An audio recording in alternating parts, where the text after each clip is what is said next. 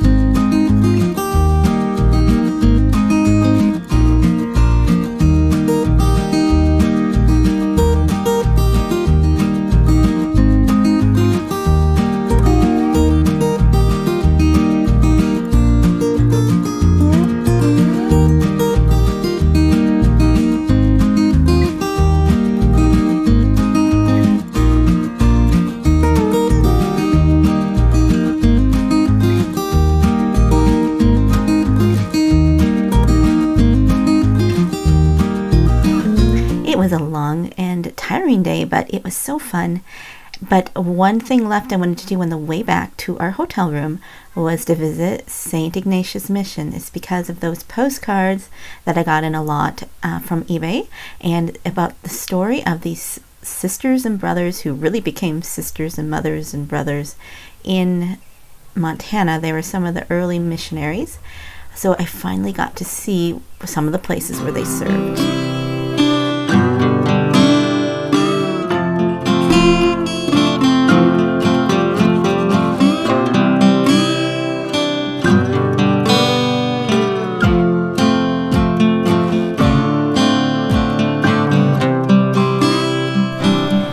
Some people praying in the chapel, so I didn't stay there to film. I felt kind of odd about that. But over here is original buildings that the ladies, the sisters, lived and taught out of. Can you imagine in rural Montana before it was settled? This had to be challenging. And this is where they started from.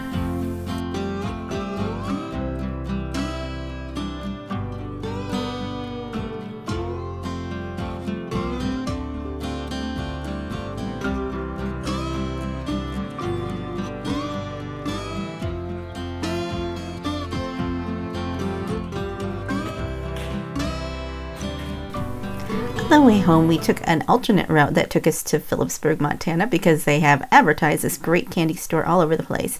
So my husband wanted to go. And of course, I had to visit the antique shop. It didn't open until noon on Sunday, which is kind of interesting, but they were having some events and things for Memorial Weekend, and also a drawing for a $250 gift card, which of course I entered. And it was just a lovely journey back home. And then I had a surprise awaiting me the next week, and I'll tell you about that in a minute. So we're back home now, and we had a lovely trip out, and it really was a really nice size flea market. It probably is the biggest one in Montana because we don't have a lot, and a lot of them only have like 5 to 10 vendors. And so it's enough to keep you busy all day long.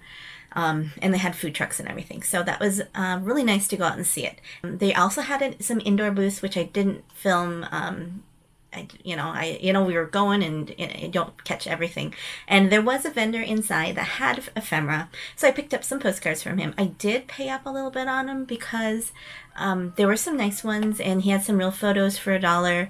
That were a little damaged, but I think it will still be a good sell. So I bet you're wondering what I got. So one of the things is that a lot of the booths did not have postcards. I did show that one that had a package of postcards. It was $6 for that stack. I think it was like 50 postcards. So that was a really good buy. Most of those will go to my antique booth. I was really despairing of finding anything sellable, and I did pick up, a few things here and there for my antique booth, but it didn't seem like it was worth the trip, the miles, the gas, the hotel room, because we stayed 2 nights, one night before and the night after, because it is quite a jog from ours. I think it's 6 hours each way. At one of the very last booths, I think I found what will pay for the whole trip, but I'll show you that last. Okay, so at that one ephemera booth, they had a whole bunch of packs and stuff, and of course the one I wanted, she said, "Oh, I'm sorry, I forgot to separate that out.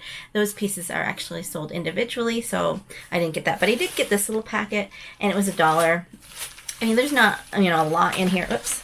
There's just, there's this envelope. Probably, I could sell for $5-10 on eBay. There's some little memos, a little blotter, and some papers. So for $1, that is fine. And then I got a couple books, like this Mining District.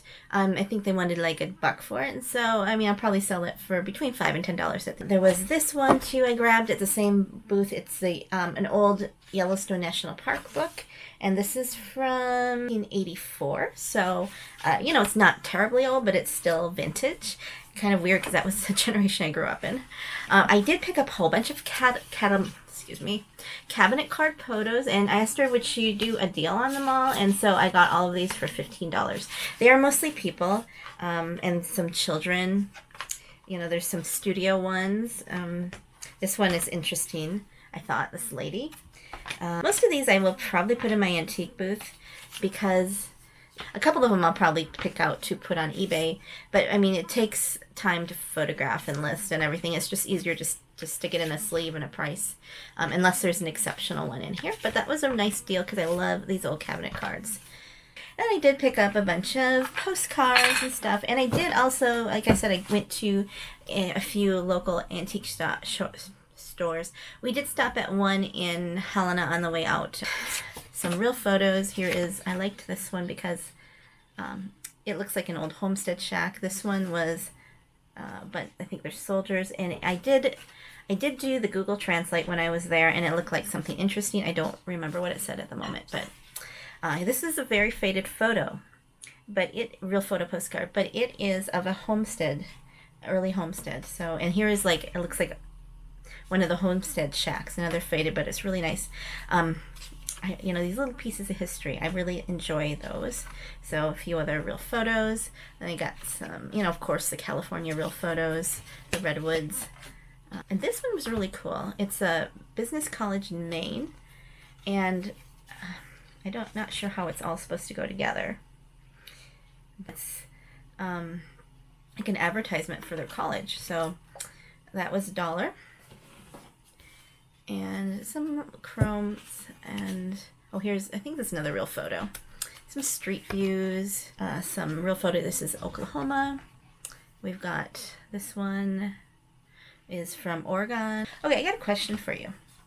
I have a few of these. These are postcards, but they have perforation around the edge.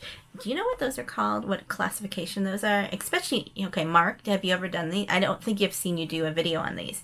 But you're supposed to tear it off. And there's a lot of these from Canada that I've gotten. I haven't seen them really a lot for the U.S.